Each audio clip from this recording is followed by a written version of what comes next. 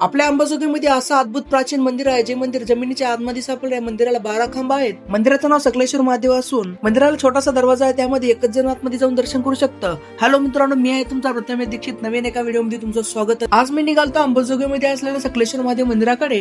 मित्रांनो, मेन विशेष गोष्ट म्हणजे सुंदर दगडी कोरीवकाम, आध्यात्मिक वातावरण आणि प्राचीन मूर्ती असलेले शिलालेख असलेले सुंदर मंदिर आपल्या अंबाजोगाईमध्ये आहे. मित्रांनो, मेन विशेष गोष्ट म्हणजे हे मंदिर 13व्या शतकातलं आहे, म्हणजे जसं यादवकालीन मंदिर आहे. आणि मेन गोष्ट म्हणजे या मंदिराचं बांधकाम सुमारे 1228 साली झालं होतं. नाशिकमध्ये असलेलं 12 खांब जसं मंदिर आहे, सेम असं या ठिकाणी मंदिर आहे. मंदिराच्या बाहेरच्या साईडला 12 खांब, मधल्या साईडला 8 खांब आहे आणि वरच्या साईडला मंदिराचं छत पूर्णपणे उघडं आहे. मित्रांनो, मेन गोष्ट म्हणजे हे मंदिर एवढं सुंदर आहे, मी तुम्हाला एक्सप्लेन करू शकत नाही. या मंदिरामध्ये सापडलेलं औषध, मूर्ती हे एक इतिहास प्रेमींसाठी आकर्षक केंद्रबिंदू आहे. जसं की मला अशा कोणत्याही प्राचीन मंदिराचा इतिहास जाणून घ्यायला व त्या ठिकाणी असलेलं नक्षीकाम पाहायला खूप असा आनंद होतो. या ठिकाणी मंदिर पूर्णपणे भुयारामध्ये असल्यासारखं वाटत होतं. या ठिकाणी मंदिराच्या आतमध्ये एक जण दर्शनाला जाऊ शकतो. या ठिकाणी छोटासा दरवाजा असल्यामुळे आणि या मंदिराच्या पायऱ्या एकदम सरळ आहेत, उतरायला अवघड जातं. या ठिकाणी असलेल्या छोट्याशा दरवाज्यामध्ये मंदिराच्या आतमध्ये आलो. मंदिराच्या आतमध्ये या ठिकाणी सुंदर असं आकर्षक महादेवाची पिंड होती. या ठिकाणी दर्शन केलं.